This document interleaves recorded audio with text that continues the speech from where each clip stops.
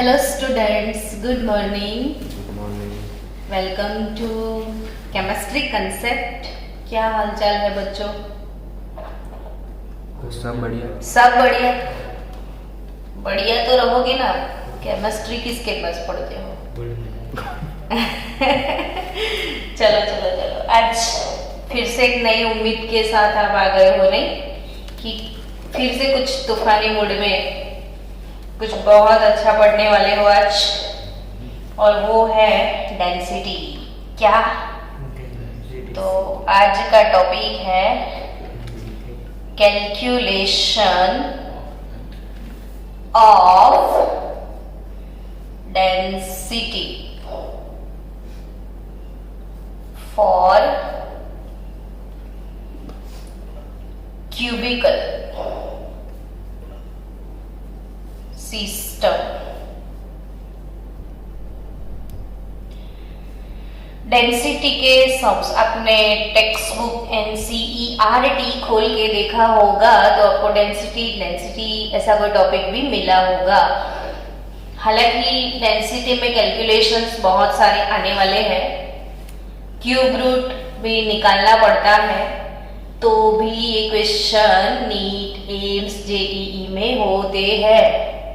तो अगर आपके पास लास्ट 32 इयर्स के नीट के एमसीक्यू की बुक है, तो आप देखिएगा, इसमें डेंसिटी के सम्स आपको मिलेंगे ही मिलेंगे। तो again one of the very most IMP topic today, density. Density मैंने लिखा तो है, लेकिन किसके लिए ऐसा लिखा है वो ध्यान से देखो तो जरा। Cubical system. तो इससे पहले के लेक्चर में हमने आपको सिखाया था कि जो यूनिट सेल है ना, क्या यूनिट सेल, उसके 6 डायमेंशंस है, ए, बी, सी, एजिस, और अल्फा, बीटा, गामा एंगल्स। तो ए, बी, सी, एजिस जो है edge length, A is equal to B is equal to C, alpha, beta, gamma सब 90 डिग्री। तो ऐसी कोई सिस्टम डिफरेंट ये लेंथ आप चेंज किया करो, ए और बी और सी के डायमेंशन बदला करो, alpha, beta, gamma angle change किया करो, और कुल मिला के आपको डिफरेंट पैटर्न जो मिली थी वो 14 थी, याद है? मैंने आपको सिखाया था ना, टोटल 14 ब्रेविस लेटिस आपको मिलेंगे। टोटल 14 ब्रेविस लेटिस है। कितने हैं? 14। कैसे 14 आते हैं? तो ये लेंथ को चेंज किया करो, एंगल को चेंज किया करो, और उसके साथ साथ मैंने एक पूरा टेबल आपको पढ़ाया था, याद है? और बोला था वही टेबल से क्वेश्चन आने वाले हैं। नहीं आएंगे क्वेश्चन तो आप पेपर फाड़ देना, यानी कि वो होते ही है। तो आपका प्रायोरिटी है ना कि ये टेबल आपको अच्छे से प्रिपेयर करना ही है, समझ गए? वैसे क्यूब, वो टेबल में सबसे पहला मैंने एक पोएम सिखाया था, सीटीओ में है आरएमटी, है ना, कि भाई क्यूबिक सिस्टम, टेट्रागोनल, फिर orthorhombic, hexagonal, rhombohedral, monoclinic, triclinic. तो ऐसे ही आपको भी लर्न करना है, और सबके एग्जाम्पल भी आपको लर्न करने हैं, जितने भी एग्जाम्पल थे वो सब। अब इसमें एक सिस्टम था सी यानी क्यूबिकल सिस्टम, जिसमें A is equal to B is equal to C, तीनों एज लेंथ सेम थे और एंगल भी सेम थे। वैसी सिस्टम को हम क्यूबिकल सिस्टम बोलते थे, और आज हम उसी की ही डेंसिटी की बात कर रहे हैं, क्यूबिकल सिस्टम की। तो ऑब्वियसली क्यूबिकल सिस्टम के लिए A is equal to B is equal to क्या होता है? C। कब से मैं बोले जा रही हूँ कि डेंसिटी के सम्स है, तो आप तो सोच ही रहे होंगे कि डेंसिटी का तो फॉर्मूला मैडम हमको आता है ना? आता है आपको? डेंसिटी कैसे निकालते हो? Mass per volume. Yes, mass by volume. तो mass of the unit cell, mass of the क्या? Unit cell. आपकी टेक्स्ट बुक में सीधा सीधा फॉर्मूला ही दे दिया है थोड़ा हम डिराइव कर लेते हैं, क्योंकि बाय चांस हमेशा बच्चों के साथ ऐसा होता है ना कि फॉर्मूला तो हम भूल जाते हैं। तो अगर हमें कंसेप्ट क्लियर है तो वहीं पे बैठ के फॉर्मूला बना दे फिर। तो mass of the unit cell upon क्या, volume of the unit. Mass by volume, तो volume of the unit cell. इतना तो पता ही है कि डेंसिटी निकालना है ना, तो मास बाय वॉल्यूम। क्या, mass by volume. Mass by volume. अब मास, किसका मास, यूनिट सेल। तो कोई भी एक सिस्टम है, सपोज क्यूबिकल सिस्टम ही बना देते हैं हम, ऐसे क्यूब होगा, चलो सिंपल क्यूब होगा, या फिर हो सकता है वो एफसीसी हो, सीसीपी हो, बीसीपी हो, व्हाटएवर द क्यूब। तो इसमें एटम्स तो होते हैं ना ऐसे कॉर्नर पे, फिर जैसे जैसे सिस्टम वैसी वैसी अरेंजमेंट चेंज होती जाएगी। ये सिंपल क्यूब है, बीसीसी है तो सेंटर में भी रहेगा, एफसीसी है तो सारे फेस के सेंटर में भी रहेगा, है ना। तो इससे कोई भी यूनिट सेल का आपको डेंसिटी निकालना है तो सबसे पहले आपको रैंक निकालना पड़ेगा ना।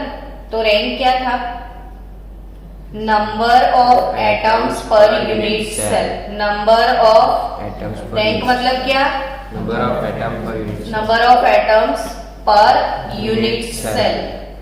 हर एक लेक्चर में इसकी बात तो हमने करी ही है, नहीं, number of atoms per unit cell कैसे कैलकुलेट करते हैं वो पता है ना सबको। इसी को हमने बोलना है सेट। तो mass of the unit cell यानी नंबर ऑफ एटम, अगर 4 है तो 4 एटम का मास लिखना है आपको, है ना। Hello, yes. और 3 है तो 3 एटम्स, और 1 है तो 1 एटम। तो इसीलिए Z लिख दिया। तो Z हम किसको बोलते हैं, number of atoms per unit cell को आपको क्या बोलना है, Z। अब किसी एक एटम का मास कितना होता है, 9. चलो पहले वॉल्यूम लिख देते हैं। वॉल्यूम कितना होता है यूनिट सेल का, तो एज लेंथ, इसको अगर एज लेंथ A बोल दिया और तीनों एज लेंथ सेम है तो वॉल्यूम ऑफ यूनिट सेल, अब जानते हो ना कि A into B into C, but for cubical system A is equal to B is equal to C, तो obviously A into A, so it is A cube. तो volume भी आपको पता है A क्यूब। बस सिर्फ आपको एडिशनल क्या, मास बाय वॉल्यूम, वॉल्यूम लिख दिया, मास, लेकिन किसका मास, तो जितने एटम्स होंगे उनका मास। तो कैसे कैलकुलेट करेंगे मास को, तो आप सबको एक चीज पता होगी कि जब भी मोलर मास होता है, क्या, मोलर मास, तो मोलर मास वर्ड से ही पता चलता है, mass of mole. Molar mass मतलब क्या, मास ऑफ मोल। और जब भी हम किसी का मोलर मास लिखते हैं ना तो पीछे यूनिट भी लिखते हैं, ग्राम पर मोल, है ना। तो ये मोलर मास जिसको मैं M बोल दूं, तो मोलर मास जो मास है वो कितने कंस्टिट्यूएंट पार्टिकल का मास है, तो 1 मोल का। मोलर मास कितने का मास होता है, 1 मोल का। और 1 मोल यानी 6.022 इंटू 10⁻23 पार्टिकल होते हैं, जिसे हम कोई कांस्टेंट बोलते हैं। किसी को पता है, एवोगैड्रो कांस्टेंट Na बोलते हैं। तो अगर Na जितने पार्टिकल है, समझो कितने पार्टिकल है, Na जितने पार्टिकल, तो उसका जो मास है वो मोलर मास अमाउंट होता है। तो मुझे तो सिर्फ एक कंस्टिट्यूएंट पार्टिकल का मास निकालना है ना, तो कैसे मिलेगा, तो molar mass by number of Avogadro से, mass of 1 atom. Mass of 1 atom कितना होगा, molar mass upon Avogadro number. May be mass of 1 atom और मास ऑफ 1 कंस्टिट्यूएंट पार्टिकल, कुछ भी। तो इधर आपको इसका मास लिखना है ना, नंबर ऑफ एटम Z, और इसका मास क्या, तो molar mass bye Avogadro number. तो फाइनली बन गया डेंसिटी का फॉर्मूला। Yes. तो प्लीज डोंट डू रट्टाफिकेशन, हमेशा समझ के चलो, तो नॉलेज आपके साथ साथ आएगा। जहां भी जाओगे नॉलेज आपके पीछे पीछे आएगा, है ना। तो फॉर्मूला मास बाय डेंसिटी बना लेना खुद, Zm upon A cube N A. अगर आपको कभी ऐसा बोला है कि भाई ये नंबर ऑफ मॉलिक्यूल दे दिए गए हैं, तो नंबर ऑफ मॉलिक्यूल आपको देंगे ना, तो उसके साथ साथ उनका मास भी देंगे। और नहीं मास दिया है और आप इधर मोलर मास लिखते हो, तो अगर आपने मोलर मास लिखा तो ऑब्वियसली यहाँ पे एवोगैड्रो नंबर ही आएगा ना। तो किसी भी क्यूबिक सिस्टम के लिए डेंसिटी का फॉर्मूला आ गया समझ में? Yes. ओके। सेकेंड थिंग, चलो सेम वे, अगर कोई आयोनिक सिस्टम का डेंसिटी निकालना है, जैसे NaCl दिया है आपको,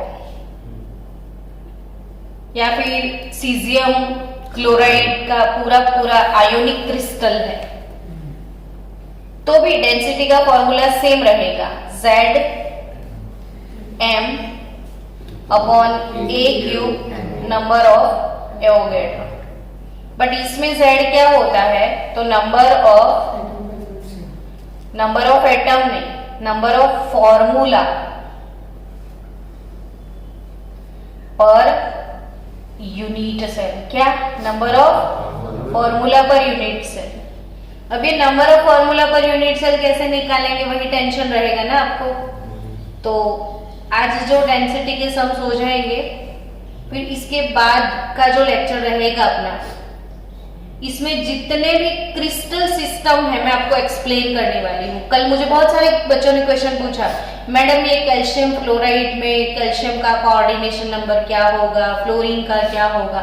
तो जिंक सल्फाइड है, सबके जितने भी आयोनिक क्रिस्टल सिस्टम है उनको पकड़ पकड़ के पूरा एक्सप्लेन कर लेंगे, तो सारे डाउट्स आपके क्लियर हो जाएंगे।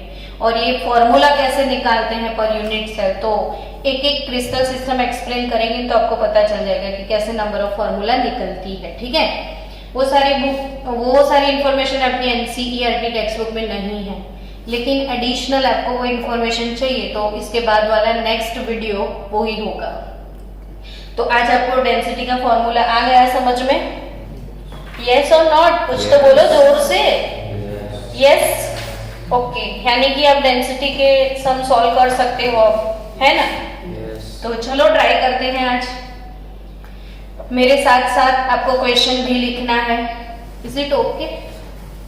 और क्वेश्चन मैं आपके सामने ही लिखूंगी ताकि आप नोटबुक में अच्छे से लिख पाओ।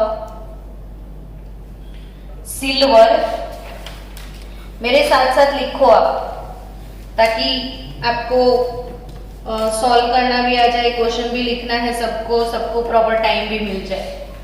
Silver forms CCP lattice. आपको ऐसे बैठे नहीं रहना है, समझे? आप जब भी आप लेक्चर अटेंड करते हो हमेशा नोटबुक और पेन साथ रखो, और जो भी सिखाया जाता है आप साथ साथ में लिखोगे ना तो सो नहीं जाओगे, कम से कम आप अटेंटिव तो रहोगे। Silver forms CCP lattice and X-ray studies. ये जो क्रिस्टल सिस्टम है ना कि इसकी ये सिस्टम है, इसकी ये सिस्टम है, वो कौन सी स्टडीज से पता चलता है? एक्सरे स्टडीज से। तो X-ray studies of its crystals show that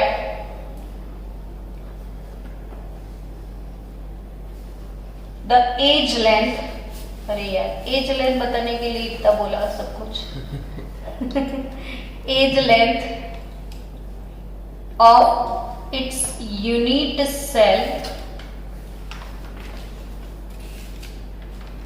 408.6 picometer calculate the density of silver or atomic mass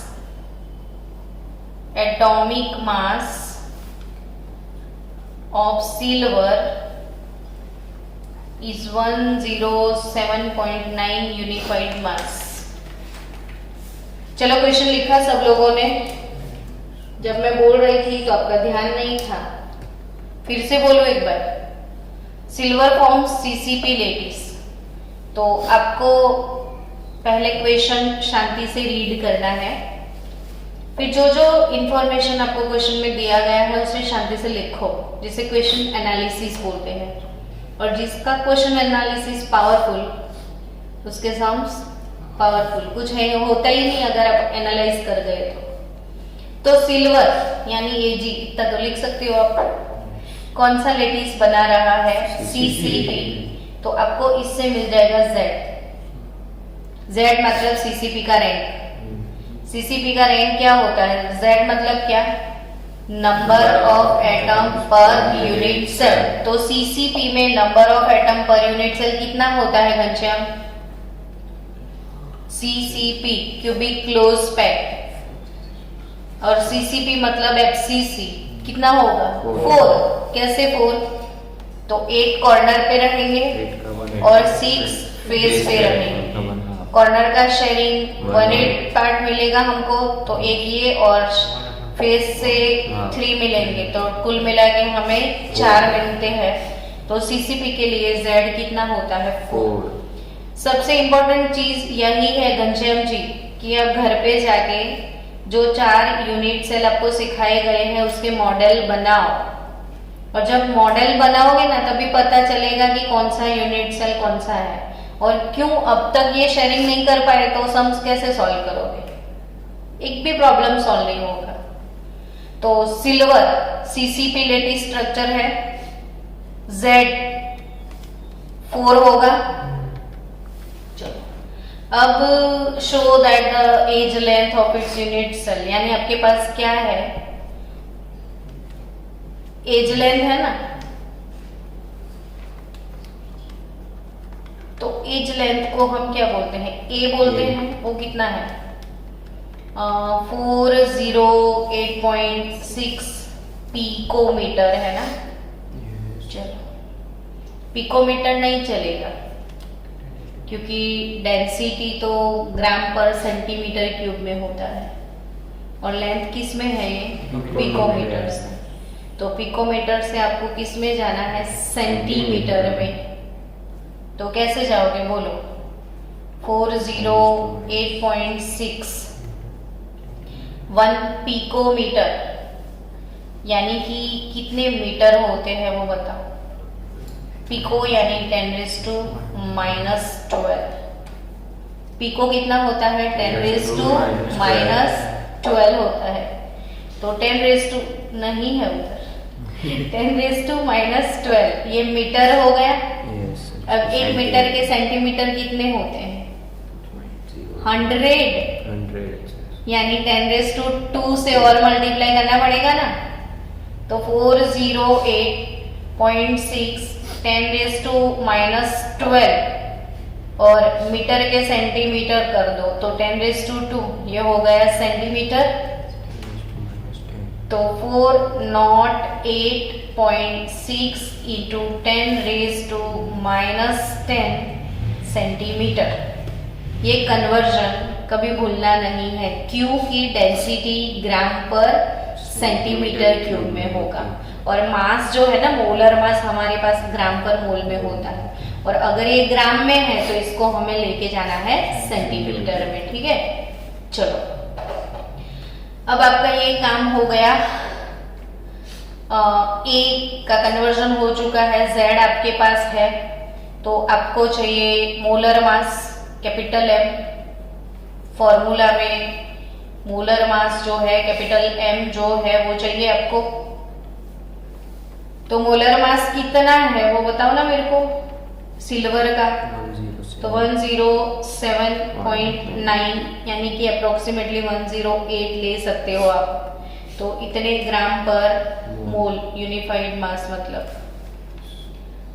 अब आपको एवोगैड्रो नंबर तो पता है ना, कितना होता है Avogadro number? Ma 6.022 into 23 silver atoms. बस अब क्या करना है, सिर्फ फॉर्मूला अप्लाई करना है। तो डेंसिटी D क्या है, फॉर्मूला बताओ मेरे को। Zm upon A³ into N0 या Na। Z4 लिया ना हमने। Molar mass 107.9। एज लेंथ कितना डिराइव किया अभी? 408.9 इंटू 10⁻⁻10 और इसका आपको क्या करना है, क्यूब और फिर 6.022 इंटू 10⁻23। इसमें थोड़ा ध्यान रखना पड़ता है कैलकुलेशन। क्या 408 नहीं है ना, 408.6 था। चलो आप फास्ट इसका कैलकुलेशन करो।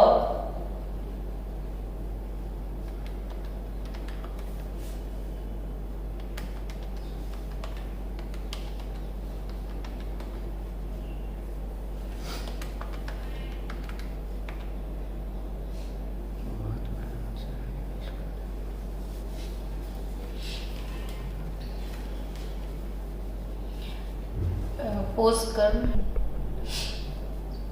सो 10.5 इंटू 10⁻⁻7 अपॉन 10⁻⁻30 इंटू 10⁻23। तो 10.5 इंटू 10⁻²। अब -30 ऊपर आवे है। अगर ये -30 ऊपर आ जाएगा तो कितना होगा, 23 रहेगा और 10⁻23 रिड्यूस हो जाएगा। तो सीधा आंसर आपका क्या आएगा, 10.5। ये ग्राम है, मतलब ये तो ग्राम में होगा ना, और ये मोल चला गया तो ये सेंटीमीटर क्यूब। तो ग्राम पर सेंटीमीटर क्यूब आपकी डेंसिटी का आंसर। तो डेंसिटी D 10.5 ग्राम पर centimetre cube. This is the answer. Done. चलो आपकी प्रैक्टिस के लिए और एक क्वेश्चन। हाँ हाँ, नीट में इतना बड़ा क्वेश्चन आएगा। ये क्वेश्चन है हमारे प्रिंस का। तो बेटा प्रिंस, अगर आप 32 या नीट का बुक देखोगे तो उसी बुक में सबसे पहला क्वेश्चन शायद डेंसिटी का है। फिर उसमें आपको इतना बड़ा आंसर कैलकुलेट करने की तो बहुत बात साइड पे, उसमें आपको पूछा है रेडियस। क्या पूछा है? यानी आपको सब डेंसिटी दिया हुआ है और आपको निकालना है एज लेंथ। तो अगर जब एज लेंथ निकालना होगा ना, तो जो भी आपका आंसर आएगा उसका क्यूब रूट भी आपको निकालना है बिना कैलकुलेटर के। बिना कैलकुलेटर से क्या निकालना है, क्यूब रूट। और फिर वही क्यूब रूट निकाल के ए और आर का रिलेशन एस्टैब्लिश करके आपको फिर से रेडियस भी कैलकुलेट करना है। यानी आपको सब कुछ कैलकुलेशंस माइंड में सेट करके ही जाना है कि ऐसे भी नीट में आते हैं, आएंगे, आते रहेंगे। चलो नेक्स्ट क्वेश्चन है, सोडियम हैज BCC स्ट्रक्चर। देखो क्वेश्चन में भी MCQ छुपे हुए हैं इंफॉर्मेशन।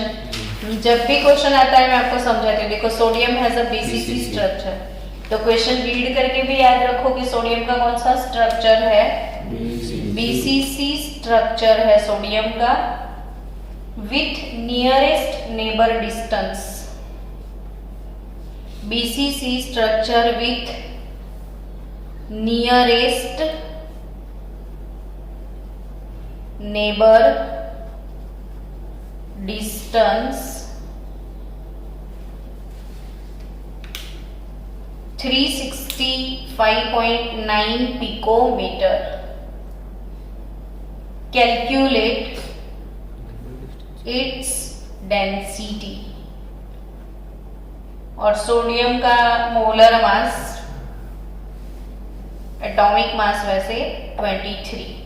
मैंने 5 मिनट आपको सॉल्व करने के लिए दिए ताकि उस 5 मिनट में आपको पता चले क्या कंफ्यूजन है, उसके बाद हम कैलकुलेट करते हैं। चलो बच्चों, आपने 5 मिनट कुछ ट्राई वाई किया तो आपको समझ में आया होगा कि कुछ इसमें ट्विस्ट है। और ट्विस्ट क्या है कि आपको एज लेंथ सीधा सीधा नहीं दिया है। क्या सीधा सीधा नहीं दिया है? Edge length. आपको क्या बोला कि BCC structure with nearest neighbour distance, nearest neighbour. तो बीसीसी के लिए मोस्ट आईएमपी मैंने लिख ही दिया ताकि आपको माइंडसेट करके चलना है। और यहाँ से ये इंफॉर्मेशन उठा के एक पेपर पे लिख के अपने घर की वॉल पे चिपका दो ताकि आप जब भी देखो आपको वो याद हो जाए। बीसीसी, बॉडी सेंटर्ड क्यूब, है ना? बीसीसी स्ट्रक्चर बोला है ना, तो ए और आर का रिलेशन क्या है उसमें? Relation between edge length A and radius, वो बताओ बीसीसी का। 4/√3r। Yes, A is equal to 4/√3r। ये रिलेशन तीनों यूनिट सेल के आपको याद रखने हैं। 10, 20, 25 जितनी बार लिखना चाहो लिख दो या प्रिपेयर करो या कंसेप्चुअली याद रखो, लेकिन आपको ये हमेशा याद आना चाहिए। a is equal to 4/√3r। Then what is radius? √3 तो √3a/4 होगा। यस। अब आपको क्या बोला है? नियरेस्ट नेबर डिस्टेंस ना। तो बीसीसी में देखो कोई भी एज ऐसे होगा, तो एज के ऊपर तो ऐसे नेबर 2 है ही है।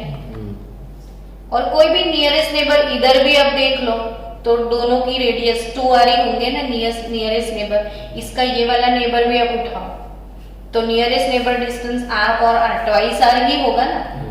तो हमेशा कोई भी 2 नियरेस्ट नेबर होते हैं तो दोनों के बीच का डिस्टेंस r और r नहीं होगा, हाँ या ना? यस। तो nearest neighbour distance twice r हो जाएगा कि नहीं? तो √3a/4 इंटू 2 इंटू a कर दो तो आपको क्या मिलेगा? √3a/2। तो ये आपको याद रखना है हमेशा। मैं फिर से रिपीट भी करवा देती हूँ, ठीक है? क्योंकि हमें तो वैसे भी सीखना ही है बैठे बैठे सब कुछ। तो फॉर बीसीसी स्ट्रक्चर, फॉर क्या? BCC structure, radius of cation plus radius of anion, C for cation, A for anion, वो कितना रहेगा? √3a/2। या इसको आप ये भी बोल सकते हो डिस्टेंस बिटवीन नियरेस्ट 2 नेबर। आपको जी नीट और एम्स में ऐसे ही क्वेश्चन याद आने वाले हैं। सबसे ज्यादा क्वेश्चन ऐसे होंगे नियरेस्ट नेबर वाले, है ना? तो बीसीसी के लिए याद होगा सबको? yes. क्या? √3। अरे भूल जाओ ना एग्जाम में तो क्या करोगे? r और a का रिलेशन लिख देना। r इज इक्वल टू क्या? √3/4a होता है। तो nearest neighbour distance twice r होता है, तो 2 से मल्टीप्लाई करोगे तो ये मिल जाएगा ना √3a/2। तो फिर बीसीसी के साथ साथ आप एफसीसी का भी बोल देती हूँ, याद रख लेना कि एफसीसी में r cation plus r anion दोनों के बीच का डिस्टेंस रहेगा a/2। क्या? a/2। एफसीसी में r cation plus r anion क्या होगा? a/2। क्या होगा? a/2। बट अगर आपको पूछा नियरेस्ट नेबर, इसमें r कैटायन r एनायन और नियरेस्ट नेबर डिस्टेंस दोनों सेम रहेंगे, इसमें अलग अलग होगा। इसमें r cation r anion a/2 है, याद रखना। r कैटायन r एनायन क्या है? a/2। और ये कैसे A/2 होगा वो मैं जब NaCl का लेटिस स्ट्रक्चर आपको एक्सप्लेन करूंगी ना, तब मेरे को याद करवाना, मैं वहां पे आपको क्लियर कट दिखा दूंगी कि कैसे R कैटायन RNN A/2 होगा। लेकिन अभी आप याद रखो FCC R कैटायन RNN क्या A/2 रहेगा।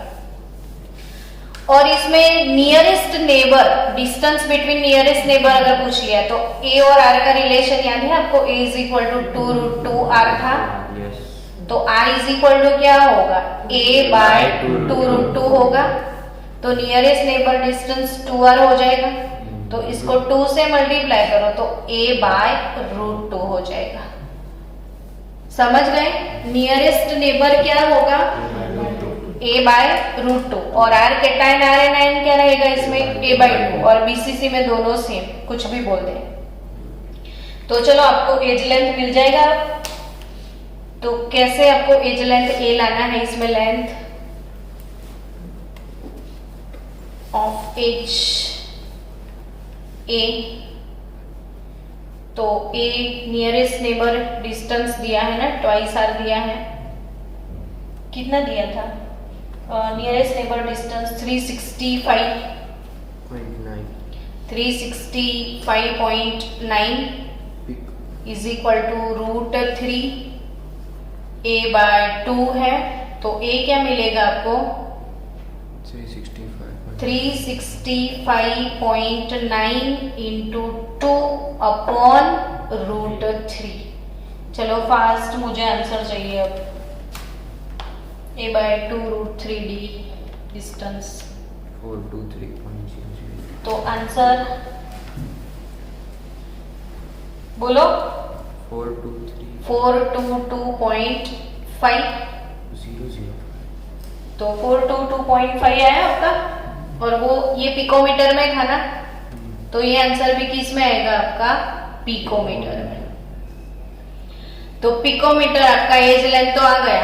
अब तो सिंपल है, क्या करना है, डेंसिटी D Zm अपॉन क्या, A³ N0 होगा, Zm अपॉन क्या, A³ N0 होगा। तो ऑब्वियसली डेंसिटी Z, अब BCC यूनिट सेल है घनश्याम, अब तो तू बताएगा मेरे को। हाँ, अब इसको आ गया तो डर के आगे जीत है रे। तो बॉडी सेंटर क्यूब में पर यूनिट सेल रैंक इसका 2 होता है ना, और मास क्या होगा, तो सोडियम का मोलर मास दिया था 23 A³ तो पिकोमीटर 422.5 इंटू 10⁻⁻10 सेंटीमीटर। अब तो जल्दी से पता चल गया ना, पिकोमीटर से सेंटीमीटर कितने होते हैं, -10 होंगे इसका क्यूब, और N0 या Na एवोगैड्रो नंबर 6.022 इंटू 10⁻23। तो अब मेरे को कैलकुलेशन दिखाओ। यस, क्या कैलकुलेशन है, 1.51 ग्राम पर सेंटीमीटर क्यूब। डन। क्या है कैलकुलेशन, 1.51 ग्राम पर सेंटीमीटर क्यूब।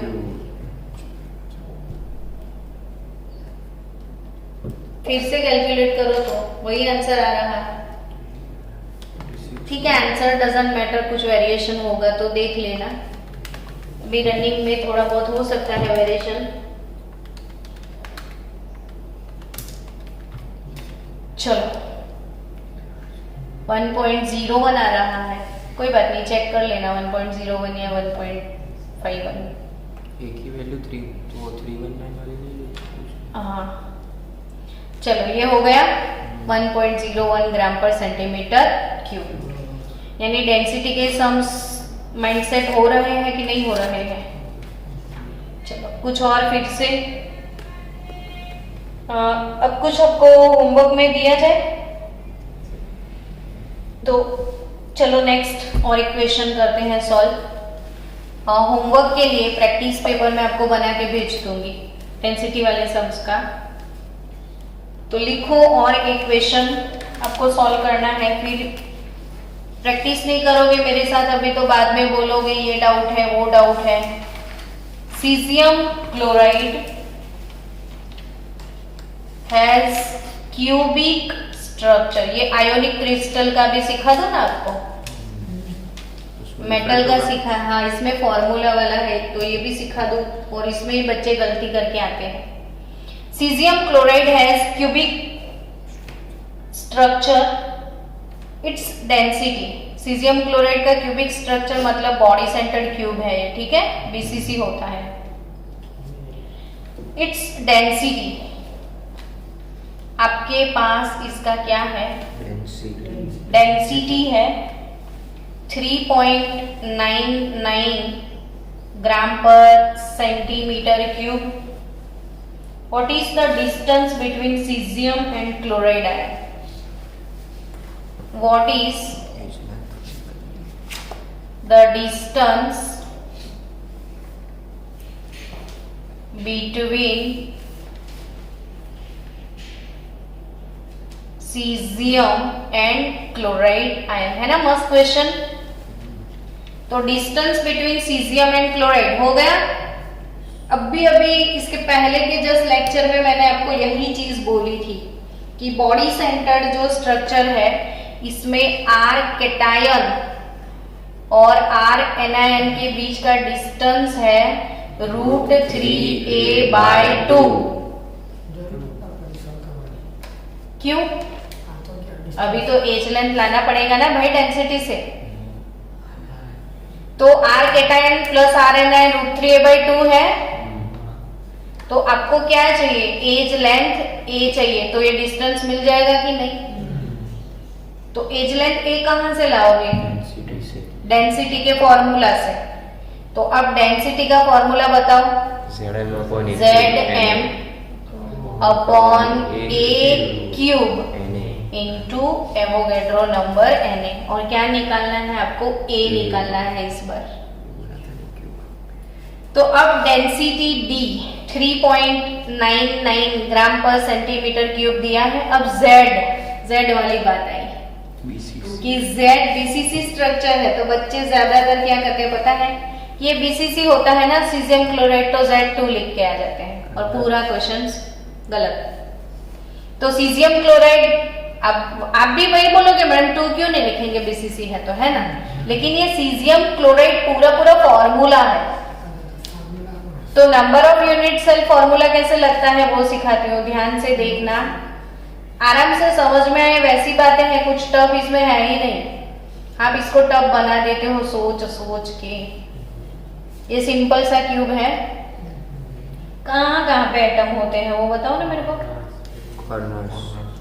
ये कॉर्नर पे होते हैं, ठीक है, कॉर्नर कितने होते हैं, 8 होते हैं।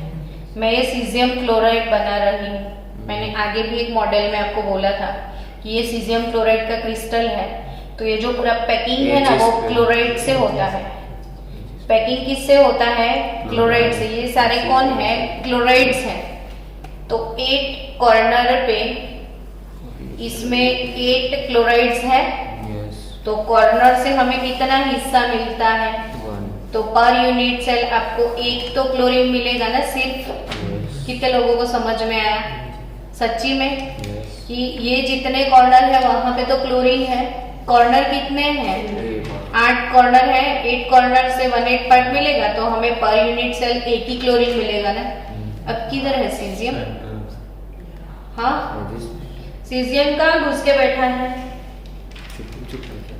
तो सीजियम बैठा है बीच में ऐसे डायगोनल के सेंटर पे। ये क्या है, सीजियम है डायगोनल के सेंटर पे। अब सीजियम है तो 1 सेंटर, वहां पे 1 सीजियम रहेगा, तो ऐसे तो 2 हुआ, लेकिन 1 सीजियम 1 क्लोरीन हुआ ना। पर यूनिट सेल हमारे पास 2 एटम होते, कब, जब अगर ये सोडियम मेटल होता, हेलो ये क्या होता, सोडियम मेटल, तो इधर भी सोडियम होते, इधर भी सोडियम होता, तो ये भी सोडियम ये भी सोडियम, तो हमने 2 लिख दिया था। आया कि नहीं समझ? बट अब ये सोडियम नहीं है, ये आयोनिक क्रिस्टल है ना, तो अगर इधर क्लोरीन है तो इधर सीजियम है, तो आपको पर यूनिट सेल एक क्लोरीन एक सीजियम मिला, तो पर यूनिट सेल एक क्लोरीन एक सीजियम, तो एक CaCl फॉर्मूला मिला कि पूरा फॉर्मूला तो एक ही रहेगा, भले दो है बट एक सीजियम है एक क्लोरीन है। आपको सच्ची में समझ में आया कि मैं फिर से समझाऊं? ये सीजियम क्लोराइड का सिस्टम है, 8 कॉर्नर पे सीजियम है ना, सॉरी 8 कॉर्नर पे क्लोरीन है क्या, हाँ बोलते रहते हो। 8 कॉर्नर पे क्या है, क्लोरीन, और बीच में क्या है, सीजियम। तो 8 क्लोरीन से हमें एक ही क्लोरीन मिला और बीच वाला, तो हमें एक सीजियम एक क्लोरीन यानी एक CaCl फॉर्मूला मिला। लेकिन कहीं सोडियम होता तो इधर भी सोडियम इधर भी सोडियम, यानी पर यूनिट सेल 2 एटम मिलते ना, इसलिए इसके आगे वाला क्वेश्चन सोडियम का था, तो BCC था तो हमें 2 लिया था। इधर हम Z2 नहीं लेंगे, कितना लेंगे, 1। क्यों 1 लिया, एक ही फॉर्मूला है ना। अब मोलर मास सीजियम क्लोराइड का लेना है, समझे? तो किसका मोलर मास लेने वाले हो आप इधर, सीजियम क्लोराइड का मोलर मास। तो एटॉमिक मास ऑफ सीजियम होगा 133, तो सीजियम का मास कितना है 133 और क्लोरीन का कितना है 35.5। तो मेरे को मोलर मास कितना होगा 168.5, इसका मोलर मास आपको लेना है इधर। तो इधर कितना लेने वाले हो आप 168.5। ए क्यूब ऐसे ही लिखोगे और एवोगैड्रो नंबर भी, तो पहले हम इसको ए क्यूब को साइड पे ले लेते हैं। तो 1 इंटू 168.5 होगा, हेलो यस, ए क्यूब इधर गया, इधर क्या आया 3.99 आया, और सोडियम आया, सॉरी ये एवोगैड्रो नंबर है सोडियम का, एवोगैड्रो नंबर Na है, तो 6.022 इंटू 10⁻²⁵। चलो तो ए क्यूब निकालो आप वैल्यू पहले, 7.01 यानी 70.15 इंटू 10⁻⁻24 सेंटीमीटर क्यूब आपको मिलेगा। आ गया? अब आपको क्या निकालना है, इसका ए का क्यूब रूट निकालना है ना, तो 17.15, और वैसे भी ये तो 24 जो है वो 3 के पावर में है 8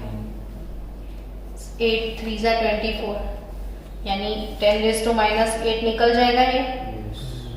और इसका क्यूब रूट निकालना है 70.15 का। तो कैसे क्यूब रूट निकालोगे? क्यूब रूट निकालने के शॉर्ट मेथड, उसके वीडियोस हम आपको भेजेंगे, लेकिन अभी के लिए क्यूब रूट कैसे कैलकुलेटर से शॉर्टकट मेथड से निकालोगे वो मैं सिखा रही हूँ। स्टूडेंट 70 हमारे पास ए था ना, अभी ए क्यूब क्या था 70.15 था, और 10⁻⁻24, तो हमें क्या निकालना है ए। तो ए निकालने के लिए अब क्या करोगे, 70.15⁻⁻³ इंटू 10⁻⁻24⁻³ हो गया। तो ये तो हो जाएगा 10⁻⁸ हो जाएगा। अब 70.15 आपके पास दो रास्ते हैं, ऐसे भी आप निकाल सकते हो। 70.15⁻⁻³ है अगर, ठीक है, और इसका वैल्यू अगर आपको चाहिए तो आप दोनों साइड लॉग ले सकते हो कि log a, दोनों साइड क्या ले लो log, कि log a is equal to 1/3 log 17.15। आपको ये चीज पता है कि log a क्यूब होता है सपोज, तो ये जो क्यूब है वो ऐसे आगे लिखना होता है 3 log a। आया समझ में? log a क्यूब है ना, तो ये जो पावर है वो हमेशा ऐसे आगे लिखते हैं 3 log a। तो ये जो log आपने यहाँ पे ले लिया log 70.15, तो 1/3 आगे चला जाएगा और log 17.15 आ गया। फिर log a is equal to क्या करना होता है आपको कि 70.15 का log टेबल में आपको log देखना होता है। और कैलकुलेटर में मैंने डायरेक्ट log सिखाया था, पता है आपको कि 13 टाइम रूट प्रेस करो, -1 इंटू 3558। चलो फास्ट मेरे को log दो। 70 हाँ। 5 कितना था? तो जो भी 70.15 का log निकलेगा,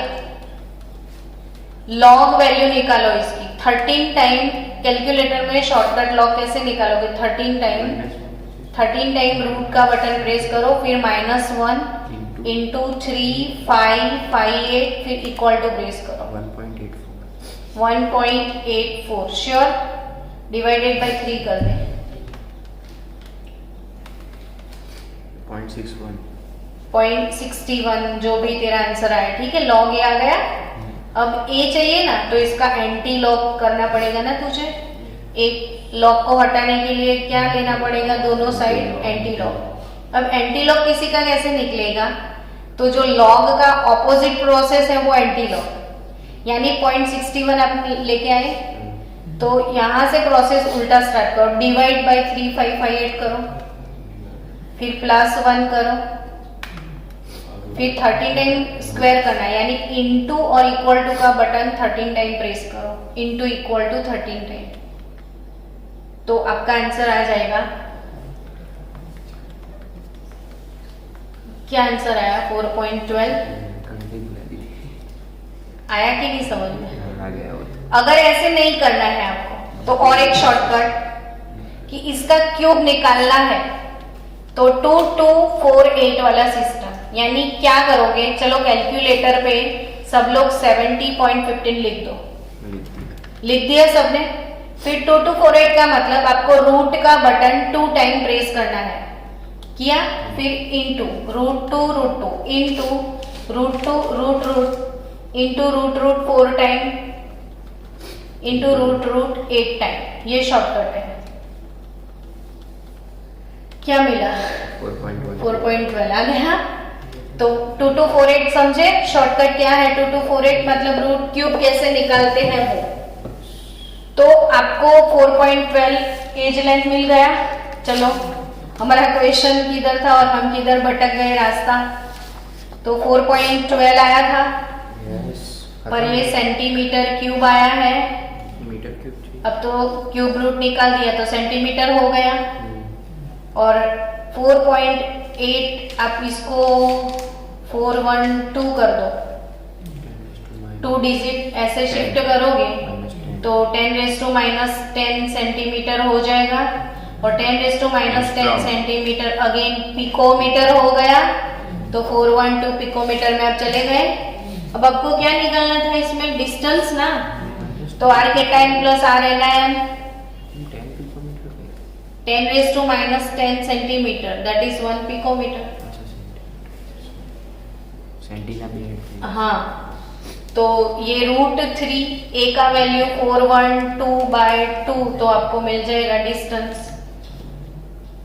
कितना डिस्टेंस मिला बोलो ना? 356.38।